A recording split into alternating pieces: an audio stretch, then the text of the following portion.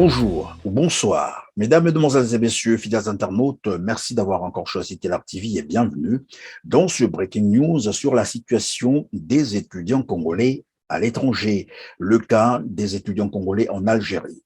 La bourse et la carte de séjour seront au centre de l'interview que vont nous accorder Espoir Omborabé et Juste Bouanga, tous deux responsables de l'Union libre des étudiants congolais en Algérie. Moi, c'est Christian Perrin. Bienvenue à tous ceux qui viennent de nous rejoindre. Bonjour ou bonsoir, chers étudiants. Bonjour, Monsieur Christian.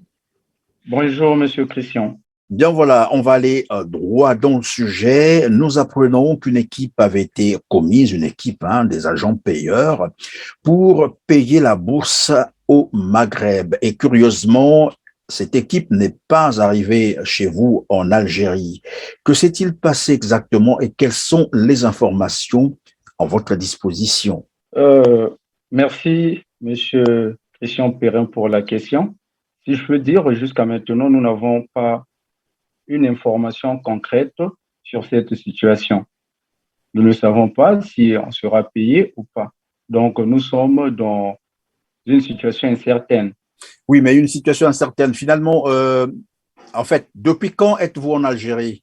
Voilà, donc 5 ans que nous sommes en Algérie. Nous attaquons donc cette 5e année académique pour certains définissants. Et en ces 5 ans, vous vous rendre compte que ça serait une première où l'on espère quand même percevoir la bourse de ces 46, 47, voire 48 mois de bourse impayée. En fait, je suis tenté de savoir comment vous êtes arrivé en Algérie d'abord. Nous sommes boursiers de l'État congolais.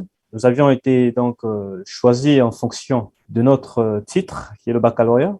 Et après l'obtention de la bourse, il fallait donc se préparer. Comme il est de coutume, il fallait donc la paperasse au niveau donc de la DOB jusqu'à se préparer pour un voyage vers l'Algérie. C'est la bourse qui nous a conduits dans ce pays. Une bourse d'études, une bourse de coopération entre les deux pays. Et quand vous arrivez en Algérie, qu'est-ce qu'on vous avait dit? Quelles ont été les clauses entre vous, étudiants, et le gouvernement congolais? Les clauses sont liées au parcours. C'est-à-dire qu'il y a deux filiales. Il y a ceux qui viennent pour la formation donc, académique et ceux qui viennent pour une formation professionnelle qui est de très courte durée, qu'on ressort avec un BTS. Mais la sélection s'est faite en grand nombre plus pour ceux qui venaient pour un parcours d'ingénieur universitaire, pour certains académiques. Et pour la formation professionnelle, il envoyait deux ans et demi. Donc, nous étions repartis, nous sommes arrivés et repartis dans différentes universités. Les clauses avec les autorités est que nous devions nous former dans différentes universités, de telle sorte à obtenir une formation fiable et en un temps record. Espoir, est-ce que tu peux nous dire, vous avez tout de même, vous êtes renseigné si réellement dans d'autres pays du Maghreb, bien entendu, la bourse a été payée? Oui, exactement. Au Maghreb, nous avons une association des secrétaires généraux du Maghreb, disons les présidents des associations du Maghreb en Tunisie, Algérie, tout comme au Maroc. Et nous fonctionnons ensemble, nous travaillons ensemble. Dernièrement, ils m'ont envoyé même un cachet, une feuille signée que la bourse devait être payée en Tunisie et au Maroc. Et ils m'ont demandé quelle était notre position. Je leur ai répondu, jusqu'alors, nous ne savons rien. Nous ne savons rien concernant la situation. Et donc, je peux vous affirmer que la bourse en Tunisie et au Maroc a été payée. Alors, si on a payé au Maroc, on a payé en Tunisie, vous vous êtes renseigné auprès de monsieur l'ambassadeur pour savoir pourquoi est-ce que chez vous, on n'a pas payé la bourse? Lorsque j'ai entendu la nouvelle que la bourse devait être payée, j'ai essayé de contacter notre ambassade et en ayant contact avec son Excellence, monsieur l'ambassadeur, on m'a fait comprendre que il n'y avait pas moyen que les agents payeurs entrent ici en Algérie. Et en essayant de discuter avec monsieur l'ambassadeur, moi, personnellement, j'ai compris que non, ce n'était pas vraiment ça la vraie raison. Et de ce fait, je me suis dit non, je ne pouvais plus gérer cette situation. Donc, les étudiants pouvaient se renseigner d'eux-mêmes auprès de l'ambassade. Donc, on ne nous a pas donné une vraie raison stipulant que pourquoi les agents payeurs ne devaient pas rentrer en Algérie. On n'a pas eu une raison, en fait. Alors, vous n'avez pas eu une raison. C'est vrai qu'on va encore revenir sur monsieur l'ambassadeur, mais tout à l'heure, j'ai semblé comprendre que c'est pour la première fois que vous espériez toucher votre bourse. C'est cela. Depuis 4 ans que vous êtes en Algérie. Vous n'avez jamais touché un seul franc, sinon un seul, je ne sais pas comment vous appelez votre monnaie là-bas, les dinars. Les dinars algériens. Dinars algériens. Donc, vous n'avez jamais touché un seul centime venant du gouvernement congolais qui vous a envoyé en Algérie, c'est cela? Non, on n'a jamais touché. Pas. Jamais. Et lorsque monsieur l'ambassadeur vous dit qu'il y aurait un souci, c'est-à-dire pour cette équipe de franchir vers l'Algérie, vous ne lui avez pas dit qu'on pouvait aussi, par exemple, faire un transfert de fonds. Et, pourquoi d'ailleurs on utiliserait des équipes, des agents payeurs pour venir vous payer à l'étranger, alors qu'aujourd'hui le monde est assez avancé? On peut faire un transfert de fonds. Il suffit d'avoir des comptes bancaires et on vous transfère votre argent dans les comptes bancaires. Vous avez des comptes bancaires? Concernant la question, je ne saurais quoi répondre parce que dernièrement, nous avons eu une réunion. J'étais parti en audience avec son Excellence, Monsieur l'ambassadeur. Et parmi les points évoqués, on avait suggéré ce cas-là, le cas où les étudiants devaient avoir des comptes bancaires et que la bourse devait être balancée directement dans leur compte. Et c'était un cas à voir, ça devait être traité. Jusqu'alors, je n'ai pas une information là-dessus. Et concernant les comptes bancaires, non, nous n'avons pas de comptes bancaires. Juste des comptes CCP, comme Mobile Money au Congo-Brazzaville. Oui, mais est-ce que vous avez proposé cette méthode à monsieur l'ambassadeur de sorte que le gouvernement, s'il y avait bourse à payer, qu'on vous paye par exemple par cette méthode? Oui, exactement. On avait proposé cette méthode. Et au jour d'aujourd'hui, quelle est donc la situation réelle? Vous avez entendu dire qu'on devait vous payer la bourse. Elle n'a pas été payée. C'est vrai que vous avez rencontré monsieur l'ambassadeur.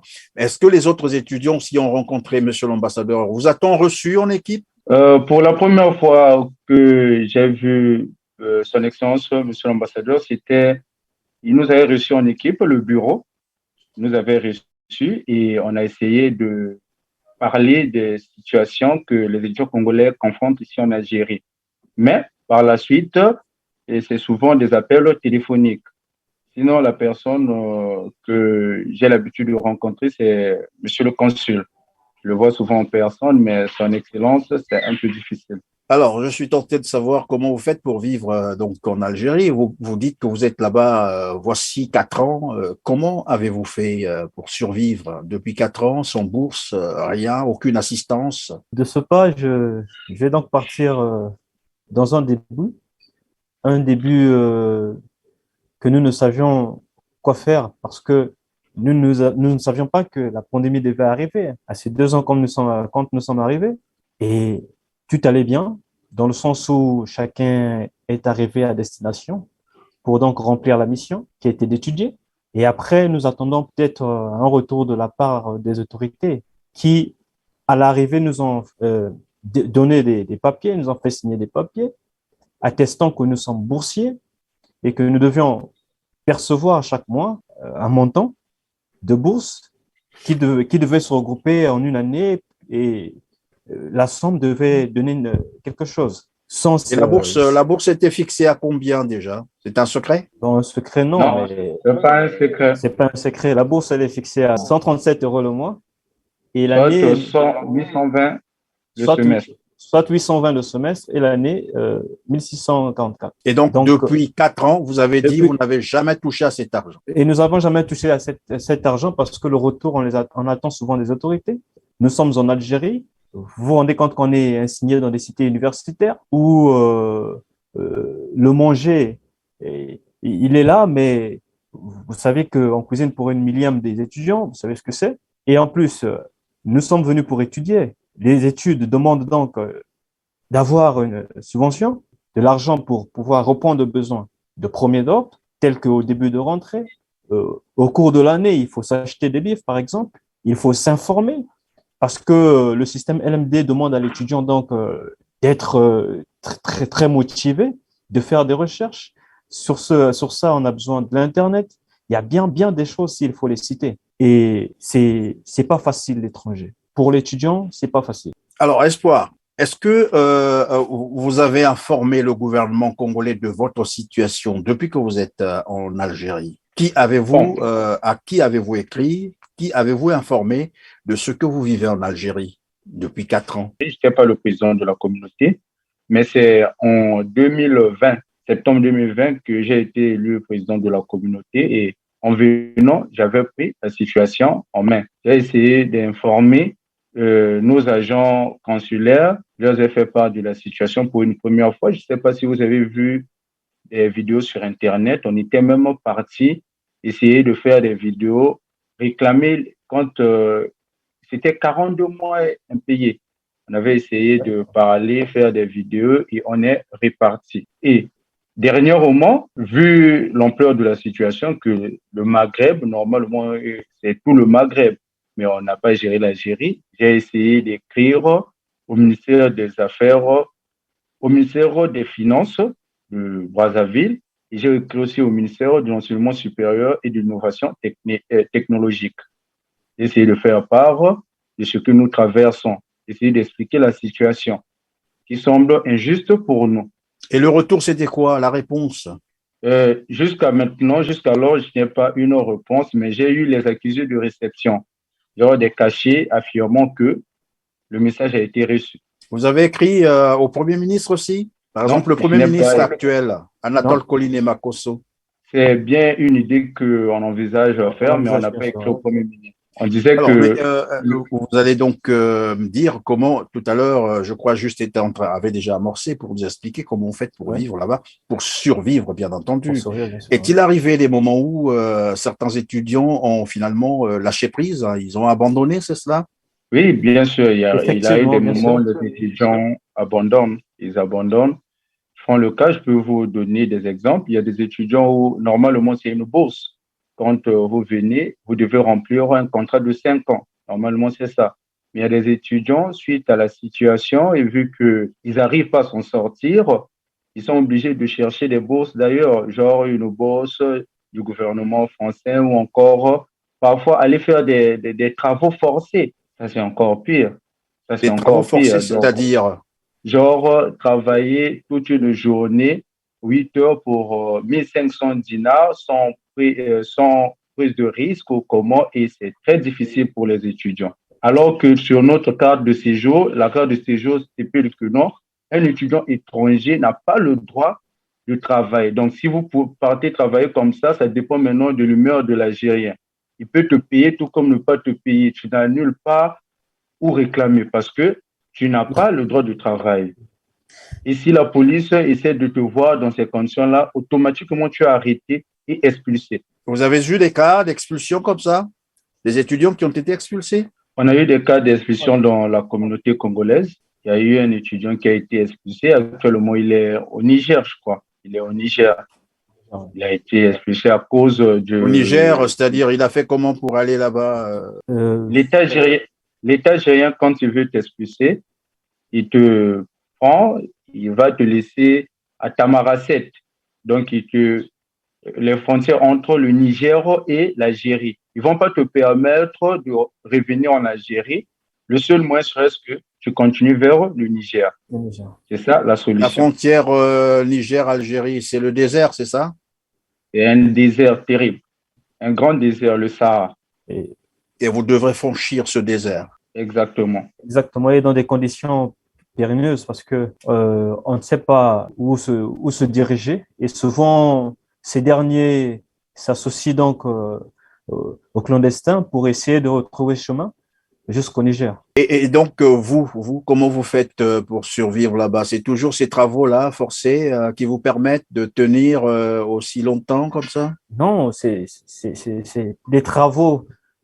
C'est pas tout le monde qui se donne à vouloir aller dans un chantier où on vous prend comme ça, vous n'avez pas de contrat. En cas d'accident, vous assumez Et rendez-vous compte qu'on est là. Très souvent, je veux dire, la quarantaine, on l'a connu bien avant que le corona pour l'étudiant congolais en Algérie. Nous sommes là, délaissés à nous-mêmes. Nous ne faisons absolument rien, si ce n'est que pour certains, le peu que les parents arrivent à envoyer. Et cela avec les transactions, par exemple, la banque, si c'est Western Union, elle vous coûte presque la moitié de ce que les parents pourront vous envoyer. Vous obtenez la moitié et il faut répondre des besoins. Et nous sommes dans un pays où c'est les 4 saisons. Il y a la période hivernale qui attaque, il y a le froid et la situation devient en ce moment-là préoccupante. Alors, comment vous faites donc pour, disons, actualiser ou renouveler vos cartes de séjour? Vous avez quand même, c'est coûteux tout de même, c'est payant, c'est cela? C'est payant parce que… Là aussi, le gouvernement ne fait rien? Non, ça revient à l'étudiant, de payer des frais pour la carte de séjour et on l'obtient que par le biais de l'inscription. Donc, l'étudiant ayant des contraintes, par exemple, n'ayant pas une inscription à son université pour l'année académique qui va suivre, trouvera donc des problèmes, des difficultés à renouveler la carte et ce dernier pourrait se retrouver dans une situation irrégulière et qui pourrait le poser du tort après. Alors, on revient donc sur la situation de la bourse. La finalité, c'est quoi? Lorsque vous avez rencontré Monsieur l'ambassadeur, il vous dit quoi en définitive? Qu'est-ce qu'il vous promet? Qu'est-ce qu'il entend faire? Ouais, quand j'avais appris qu'il devait payer, comme je l'ai déjà dit, j'ai essayé de contacter Monsieur l'ambassadeur d'ambassade et il a essayé de m'expliquer ce que je venais d'expliquer. Maintenant, après, la situation ne faisait qu'empirer parce qu'il payait et que l'Algérie ne devait pas être payée. Et les étudiants ont trouvé bon de se rendre à l'ambassade pour essayer de comprendre qu'est-ce qui se passe. À notre grande surprise, quand nous venons, ce fut le jeudi 11 de ce Novembre? mois. On était parti à l'ambassade. Une fois arrivé, on avait vu la police algérienne qui nous attendait. C'est comme si on venait faire le désordre ou encore casser les trucs de l'ambassade. Alors que nous venons pour un dialogue, Nous avons croisé la police algérienne et nous nous sommes dit non, nous venons pour comprendre qu'est-ce qui se passe, pourquoi nous, on ne doit pas être payés et que le Maghreb est payé. Et c'est ce qui, c'était ça le sujet. Et quand nous sommes arrivés, malheureusement, c'était la police. On nous bousculait, qu'on ne pouvait pas même être devant l'ambassade. Et c'était étonnant pour nous. On s'est dit non, mais nous sommes venus pour rencontrer nos responsables. Tant qu'on ne verra pas un responsable, on ne partira pas. Il s'agit de faire 1 semaine ou 2 jours. On sait que ça prendra du temps. On sera là. On attendra. Et puis, vers 17 heures, on était arrivé à 10 heures. Vers 17 heures, il y avait un agent qui m'a rencontré personnellement avec un communautaire. On a essayé de discuter. Il m'a dit non, c'est pas la peine de venir rester. Il m'a fait savoir, il m'a avancé des raisons. Je l'ai cru sur parole. Il a dit d'accord, nous allons revenir le dimanche parce qu'il nous avait invités. Le dimanche qu'on devait avoir l'audience. Il devait nous préparer l'audience avec son excellence. On a dit d'accord et on s'est dit que non, on devait revenir le dimanche. Et j'ai dit aux autres, non, ça ne sert pas. Il ne faut pas dormir, il ne faut pas réparer à temps. Et le dimanche, nous allons revenir. Le dimanche, nous sommes revenus à l'ambassade du Congo. On était à 4, c'était à 8 heures, non, 10 heures. 10 heures. Et il pleuvait. Il y avait la pluie. On était dehors, on attendait, on a vu les policiers. C'était tout à fait normal parce que c'était l'accord où on avait passé, même les policiers algériens savaient ça. C'était un accord qu'on avait passé, qu'on devait revenir dimanche à 4. On est venu, on était là dehors, sous la pluie. On attendait qu'on devait nous recevoir. C'était tout à fait normal pour nous. À notre grande surprise, il y a eu un agent non congolais, mais pourtant un agent algérien qui travaille à l'ambassade, qui sort pour nous recevoir dehors. Et c'est un bureau des étudiants. Je lui ai dit, non, madame, vous ne pouvez pas nous recevoir comme ça. On est quand même les représentants des étudiants. Prenez-nous. On est sous la pluie. Et elle était venue avec une parapluie, bien entendu. Nous, on était sous la pluie. Elle voulait nous recevoir, nous parler. Je lui ai dit non, comme ça, nous ne pouvons pas vous écouter. On est un bureau, ramenez-nous dans l'ambassade, même dans la salle d'attente ou comment, essayez de nous faire part de la situation. Mais elle n'a pas voulu faire ça, elle n'a pas voulu faire ça ou comment. Elle a dit non, c'est soit elle nous reçoit dehors, soit on ne sera pas reçu. Et c'était ça la situation. Et directement, quand elle a tourné son dos en rentrant dans l'ambassade, les policiers algériens ont commencé à nous agresser. On était à 4. Ils nous disaient de partir. Et on a essayé de faire signe aux autres. Quand ils sont venus, alors les policiers algériens ont changé de tactique. C'était carrément la violence. Et si on n'avait pas la maîtrise, ce qui s'est passé à Cuba devait se reproduire. On a essayé de dire à nos amis, même si on vous fait quoi que ce soit, que personne ne réagisse. Ça fait rien. Nous sommes dans une position de faiblesse et les policiers algériens ont tout à fait raison. Ils reçoivent des ordres. Quand ils reçoivent des ordres, ils sont obligés d'agir. Selon vous, ils ont reçu les ordres de qui, comme ça, de l'administration algérienne ou de l'ambassade? Vous Oui, vous allez. rendez compte que ça a l'impression d'être préparé parce que quand en nous rendant le dimanche, nous arrivions donc, c'est les membres du bureau qui arrivent. Habituellement, quand on arrive en sonne, nous sommes automatiquement reçus ou indiqués vers la salle d'attente. Mais cette fois-là, ça a été compliqué parce que quand on arrive, d'abord, nous sommes surpris de la présence des policiers parce qu'on demande au bureau de venir un dimanche. Et puis, c'est pas ceux qui sont là habituellement, c'est des voitures qui sont là, qui nous attendent. Et cette dame qui n'est pas censée nous recevoir, parce que quand on arrive à l'ambassade, on va voir qui est de droit. On ne rencontre pas une secrétaire. Cette dernière sort, voilà, elle commence à se justifier que vous ne devrez pas. Il fallait prévenir. Je dis, mais nous ne sommes pas venus par hasard. Nous sommes venus parce que nous avons été conviés par un membre de l'ambassade. Et c'est une autorité. Merci donc d'avoir été avec nous dans ce Breaking News. Peut-être que vous avez une préoccupation dont la question n'a pas été posée. C'est le moment pour conclure. Peut-être que vous avez quelque chose à dire ou une interpellation, par exemple, au gouvernement congolais sur votre situation, bien sûr. Exactement. Ce que nous pouvons dire aujourd'hui, nous sommes les étudiants. Quand nous venons ici, nous représentons notre pays.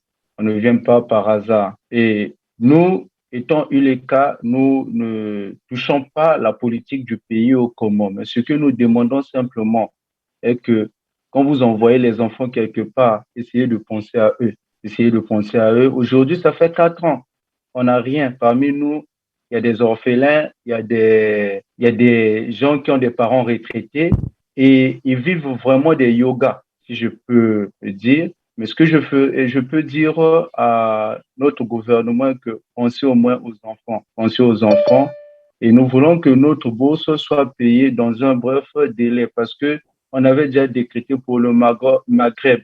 Nous attendons aussi notre part. C'est tout ce que je peux dire. Alors, juste à quelque chose à ajouter? Oui, évidemment, comme a su le dire Espoir, nous sommes des enfants et quand un enfant se trouve dans une mauvaise posture, difficile qu'un parent supporte cela. Donc, nous interpellons donc à la fois l'opinion publique et nos autorités compétentes, celles qui peuvent agir efficacement pour que cette situation-là soit réglée dans un plus bref délai parce que la plupart d'entre nous sont des finissants. C'est des gens qui ont été formés dans des domaines précis, dans le besoin des cadres formés dans différents domaines. Il va falloir donc nous aider dans ce sens où nous devions percevoir la bourse pour pouvoir répondre aux besoins. Et demander vraiment l'interpellation de ces parents-là, de ces papas-là, d'être vraiment soucieux de nous. Parce que quand nous venons plaider, c'est vrai, c'est pour nous, mais c'est aussi pour le pays parce que nous le représentons. Nous fournissons des efforts. Il y a un sens de responsabilité qui a été confié à nous et nous arrivons quand même à respecter que de leur part aussi nous prêtent leurs mains pour pouvoir être bien et espérer. Eh bien voilà, c'est donc la fin de cette interview. Merci d'avoir répondu à nos questions. J'espère que le message est passé, que les autorités du Congo-Brazzaville sauront prendre la situation en main. À vous, chers téléspectateurs aussi, merci d'avoir consacré votre temps si précieux à nous suivre, mais comme d'habitude, n'oubliez pas de liker, n'oubliez pas de partager, n'oubliez pas de vous abonner. On se dit donc à très bientôt, mais d'ici là, prenez soin de vous car chaque jour est une vie. Merci.